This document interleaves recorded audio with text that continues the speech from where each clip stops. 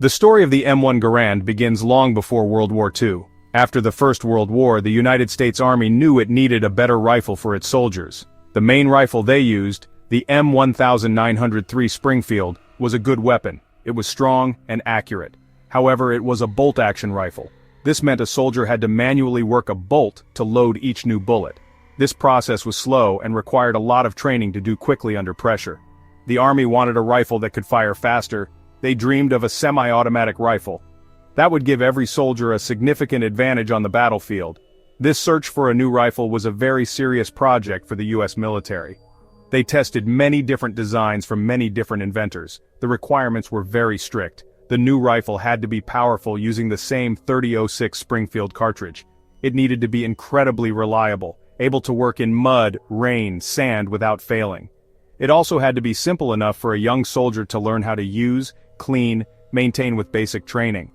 Finding a design that met all these needs was difficult, and many early attempts were not successful. The Army held many trials and competitions over many years. They looked at rifles that used different systems. Some used gas, others used recoil. Each design had problems and benefits. The military needed to be absolutely sure. This weapon would be standard for every infantryman, affecting Army strength for decades. Finally, after years of development, one design stood out, created by John Cantius Garand. He was a civilian employee at Springfield Armory in Massachusetts. His design was elegant, robust, and worked exceptionally well. John Garand was a brilliant firearms designer. He wasn't trying to make a complicated machine. He wanted to make a rifle that was both effective and practical for the average soldier. His design was based on a long-stroke gas piston system. This sounds technical, but the idea is simple. When a bullet is fired, hot gas is directed into a tube under the barrel, pushing a piston backward. This movement unlocks the bolt, pulls out the empty case, prepares for the next round. It all happens in a fraction of a second. The beauty of Garand's design was its internal simplicity and strength. The M1 was made of very few large, durable parts. This was a deliberate choice. Fewer small parts meant fewer things could break or get lost when cleaning in the field. The main components, receiver, bolt, operating rod, were made from high-quality steel, built to handle the powerful .30-06 cartridge and withstand harsh combat conditions. Another key feature was its internal magazine, loaded from the top with a special metal clip. This clip held 8 rounds. A soldier would push the entire clip into the magazine. When the last round was fired, the empty clip was automatically ejected, making a famous ping sound. This system kept the rifle's profile smooth, with no magazine sticking out. John Garand's work was a great service to his country. He was dedicated to perfecting the design. The government wanted to reward him, but he felt it was his duty, and never accepted extra money. He believed he had simply done his job. This humility made his contribution even more admirable. His focus was always on making the best possible rifle for the soldier. The most important feature of the M1 Garand was its semi-automatic action. This completely changed how an American soldier could fight. With older bolt-action rifles, a soldier had to fire a shot, then manually operate the bolt, eject the empty casing, load a new round. This required taking their hand off the trigger, breaking their sight picture and making several movements. This process was slow. An experienced soldier might fire 10 to 15 aimed shots in a minute. This was a significant limitation in fast-moving battle, where every second counted. The M1 Garand eliminated these extra steps. For every trigger pull, it fired and prepared for the next. A soldier could keep their eyes on target, finger near trigger, hands on rifle. They could fire 8 rounds as fast as they could accurately aim and pull the trigger. A trained soldier could easily fire 30 to 40 aimed shots per minute, more than double the rate of a bolt-action rifle. This gave American squads a huge advantage over enemies mostly armed with slower bolt-action weapons. This advantage had a profound psychological effect on both American soldiers and opponents. American GIs felt more confident and powerful with the M1 in their hands. They could deliver rapid, sustained, accurate fire to suppress enemy positions and win firefights. Enemy soldiers facing the M1 were often overwhelmed by an entire army of semi-automatic rifles. The constant rapid crack of M1s was intimidating and forced enemies to keep heads down. The semi-automatic capability gave individual soldiers more battlefield control, allowing small American groups to match much larger enemy forces. One of the most unique and recognizable features of the M1 Garand is the sound it makes when empty. The rifle is fed by an 8-round en bloc clip.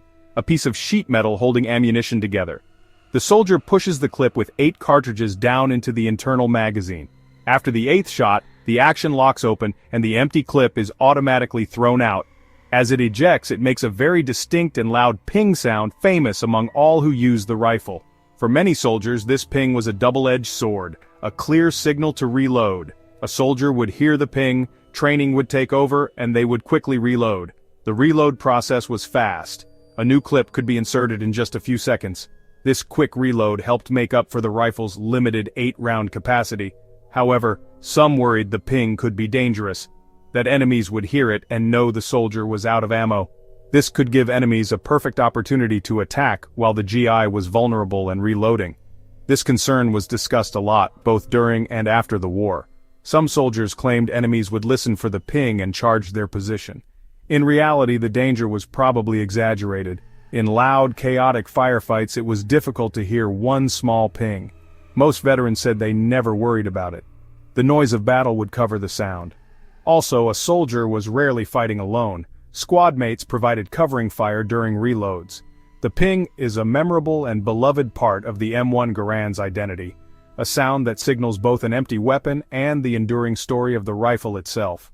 The M1 Garand was not just fast firing, it was incredibly reliable. John Garand designed the rifle to be tough and function in the worst possible conditions. Essential for a military weapon used all over the world, frozen forests, wet sandy beaches. Soldiers needed to know their rifle would work every time they pulled the trigger. The M1 Garand earned a reputation for being almost unstoppable, dropped in mud, covered in sand, soaked in rain. With just basic cleaning, it would continue to fire without problems. This reliability came from strong construction and simple design. The parts were made to loose tolerances. A little extra space between moving components. Sounds bad, but actually brilliant for combat. The extra space let dirt, sand, and other debris get pushed out of the way. The powerful action forced contaminants aside instead of jamming. Long-stroke gas piston. Powerful positive operation that forcefully cycled the bolt. That ensured reliable loading and ejection even when very dirty. Beyond reliability, the M1 was very powerful. It fired the .30-06 Springfield cartridge, a full-power military round. The bullet was large, heavy, and traveled at high velocity with excellent range. Very effective at long distances, could penetrate light cover like wooden fences, small trees, some brick walls. That let soldiers engage targets hiding behind cover that would stop smaller bullets. The rifle's power was respected by all. Reliability plus power equals incredibly effective for the infantrymen. Soldiers could trust it when they needed it most. The true measure of any military weapon is what the soldiers who used it in combat thought about it.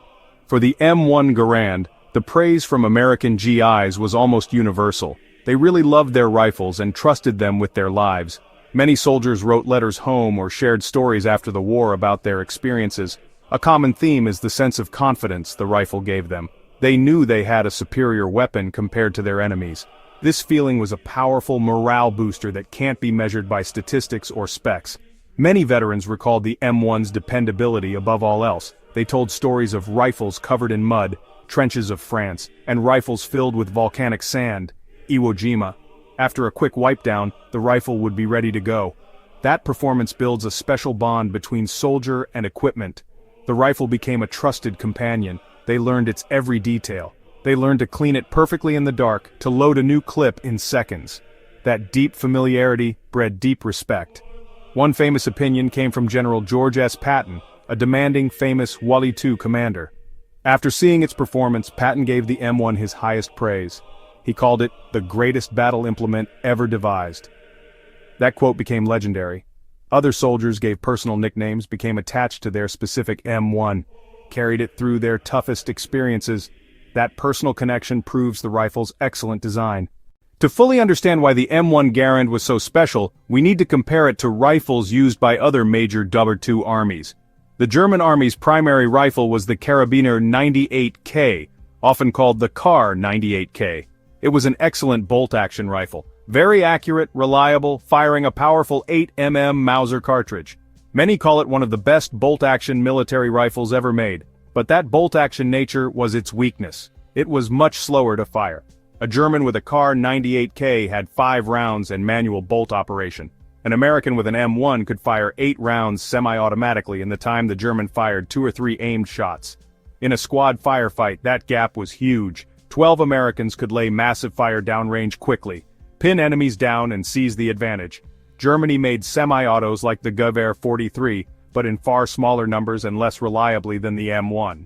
The main rifle of the Japanese army was the Arisaka Type 99, also bolt-action, strong, dependable. But like the Kar 98K, it was slow to operate and fired a weaker cartridge than the M1's .30.06. In Pacific Jungle close-quarters combat, the M1's rapid fire was decisive. Allies like Great Britain and the Soviet Union still relied mainly on bolt actions. Britain used the Lee Enfield No. 4 with a 10-round magazine and very fast bolt action for a manual rifle. The Soviets used the Mosin Nagant M91/30, simple and very rugged. They also fielded the SVT-40 semi-auto in larger numbers than Germany produced theirs. But only the United States made a semi-automatic rifle the standard issue for every infantryman. That commitment delivered a technological edge felt on every front where American forces fought during World War II. The M1 Garand's service did not end with victory in World War II. It continued as the main rifle during the Korean War in the early 1950s. Once again, it proved its worth on the battlefield in cold, mountainous terrain. The M1's reliability and power were highly valued by soldiers and Marines who fought there. It performed just as well as in the previous war, earning respect from a new generation. The rifle proved its design was not just good for one war, but was truly timeless and effective. Eventually, military technology moved on. In the late 50s, the U.S. military adopted the M14. The M14 was very similar to the M1 Garand in many ways, but had some new features. It used a detachable 20-round box magazine and fired a new cartridge, the 7.62x51mm NATO. The M14 was designed to replace not just the M1 Garand, but several other weapons as well. In 1957, the M1 Garand was officially retired from frontline service. The era of the Garand as standard U.S. rifle had ended after more than 2 decades of faithful service. Even after replacement, the M1 Garand did not disappear completely. Many rifles were given or sold to allied nations around the world where they continued to serve for many more years. They also remained in service with U.S. Reserve and National Guard units for some time. The rifle's legacy was so strong that it never truly faded away. General Patton's famous quote became the rifle's official epitaph, capturing the respect it earned. The M1 Garand represents a pivotal moment in military firearms history. It brought the ordinary infantryman into the modern age of semi-automatic firepower, giving the American GI a clear advantage and playing a direct role in Allied victory. Today, more than 80 years after introduction, the M1 Garand is more popular than ever. No longer a frontline weapon, but deeply admired by historians, firearms collectors, sport shooters. One main reason for enduring popularity is its direct connection to history. Holding an M1 Garand is like holding a piece of the past. These are the same rifles carried by American soldiers on the beaches of Normandy, the islands of the Pacific, and the mountains of Korea.